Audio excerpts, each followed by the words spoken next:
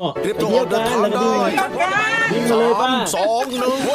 เตรียมตัวออกเดินทางป้าเร่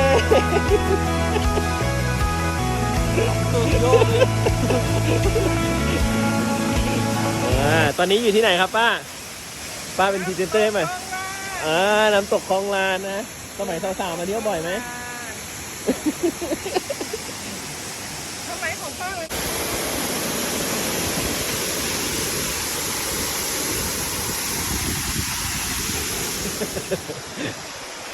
อ้าวมาแล้ว เป็นไงป้า อาการมันเป็นยังไง นะ อาการมันเป็นยังไง ไม่เป็น